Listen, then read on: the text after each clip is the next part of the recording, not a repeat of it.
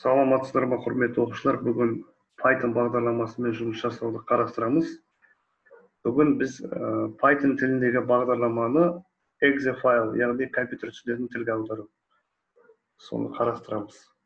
Ең әуелі PyCharm бағдарламасын ашып, сіздерге Python тілінің қарапайым Windows тілінен айырмашылық түсіндіріп өткім келіп тұр. Қазір жүктеліп жатыр.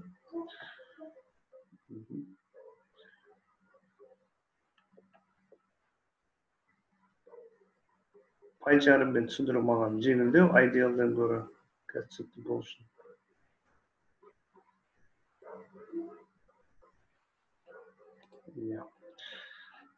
Бұл өтпедегі программамыз, өшіре салайық. Енді алдын ала жасалып қойған сіздің программаңыз бар болатын болса, мен қазір өзім қолданамын. Сіз оны Excel файлға айналдырсаңыз болады. Мысалы, мен квадрат теңдеу. Мына алдында мен PyCharmға құрғанмын. Осы PyCharmға апарып қояйын. Және осы компиляцияға жүргізіп көрейік қазір. Мына жерде біз компиляцияның дұрыс екенін көріп отырмыз. Басқа да бір стандарт қоятын болсақ, біздің программамыз жұмыс жасайды. Бірақ бұл Python тілі. Бұл Windows тіліне жатпайды. Windows тіліне жату үшін оны exe файлға айналдыру. Exe файл дегеніміз не? Мысалы, exe файл деп отырғанымыз, мысалы, Zoom программасы. Үстінен шертемін, жұмыс жасайды. Кредит толық, үстінен шертемін, жұмыс жасайды. Kaspersky мысалға.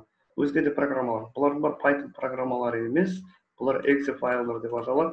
Сонда сіз өзіңіздің кодыңызды, былайша айтқанда, Python кодыңызды жай компиляцияға ұшыратпай, оны компьютер түсінетін тілге аударуымыз керек. Ол үшін біз не істеуіміз керек? Әзірге нені сақтамай қойып, программаны ашып слайд. Ол үшін біз былай істейміз. Жаңағы Pythonдағы кодымызды аламыз, Ideal'ды ашамыз, жаңа құжатты жасап, осы жерге қойып, осы құжатымызды сақтаймыз. Сіз өзіңізге сақтасаңыз болады. Мысалы, мен 6-шы папкаға сақтаймын. Сіз қалаған папкаға сақтаңыз болады. Бұл квадрат теңдеуін шешетін код болған кейін, оны квадрат деп жасалайын. Енді бұл жерде бір нәрсеге назар аударсаңыздар. Қазір 6-шы папканы ашамын. Мен тек қана квадрат деп жаздым. Py деген расширенияның өзі қосып отыр. Көрдіңіздер ғой? Сонда сіз PyCharm'да жұмыс жасайсыз ба? Ideal'да жұмыс жасайсыз ба? Anaconda жұмыс жасайсыз ба? Жалпы Python тіліндегі кодтарыңыз кей сақтағаныңызды автомат түрде Py деген жалған отырады. Расширение дейді орысша. Енді біз командалық жолақты шақырайық. Командный строканы сөйтіп барып, ең әуелі exe файлға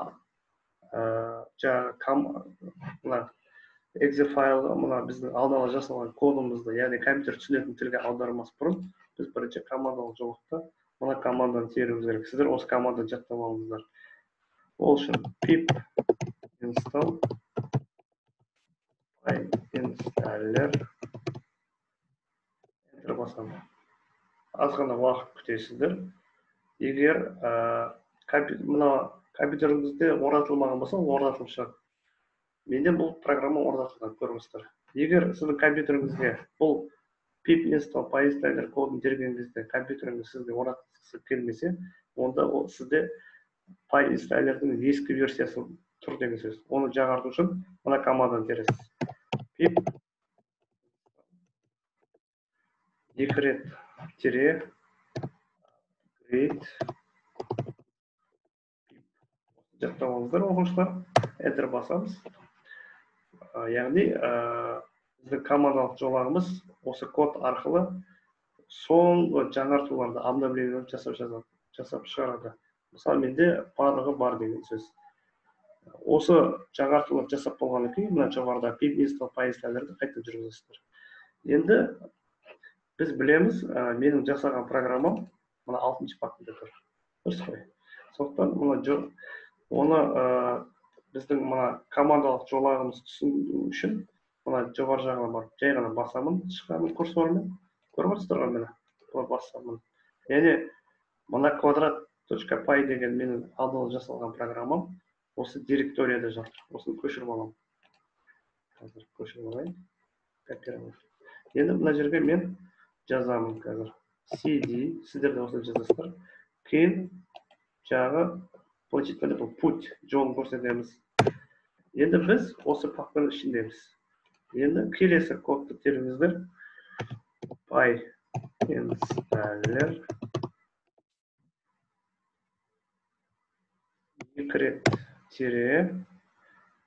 one file Одан бар жағы менің квадрат.py деген программамның атын жазу міндетті. Сіз басқа программа жасасаңыз, оның атауы басқа болады. Квадрат.py. Енді расширениясын бірге көрсету керек. Enter басамыз. Аз уақыт күтеміз. Қарап отырсаңыздар, бізде тағы қосымша папкалар пайда болып отыр. Кішкене күтейік.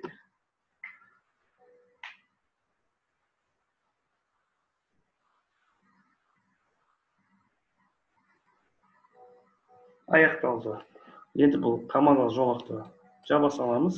Мына диск деген папка кірсек, біздің қараңыздар бұрынғы кодымыз компьютер түсінетін exe файлға айналды. Көрдіңіздер, Excel деп тұр.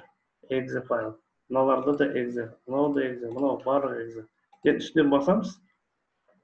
Қарап отырсаңыз, бұрын пайчарда мынау компиляцияда шығады ғой.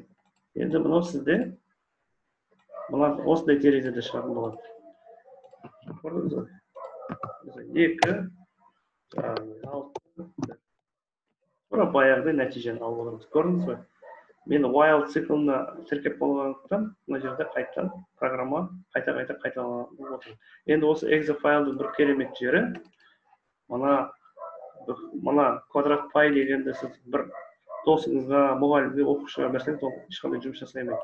Ал мына диск папка ішіндегі мына квадрат экзені сіз жай ғана флешкаңызға жіберіп, немесе электрон поштамен жіберу арқылы жағы тастарыңызға берсеңіз болады. Ол өзінің үйінде, немесе жұмысында, мекемесінде үстінен шерту ғана арқылы сол программаның компиляциясын жүргенін байқайды. Және оны қолдана білетін болады. Осы арқылы Python программасында, яғни сіз құрған өз жұмыстарыңызды, өз кодтарыңызды, өз туындыңызды сіз exe файлға аудара аласыз.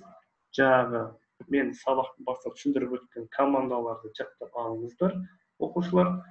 Сол арқылы тек қана осы exe файлды таныстарыңызға беру арқылы жұмысын жеңілдетесіздер. Былай айтқанда, олар үшін сіз программа құрып беріп жұмысын жеңілдетесіздер. Жалпы бүгінгі сабағым түсінікті шығар деп ойлаймын, оқушылар. Біздің каналымызға жазыңыздар, подписаться етіп, тегін таратыңыздар. Сұрақтарыңыз болса, комментарийға жазыңыздар. Сау болыңыздар.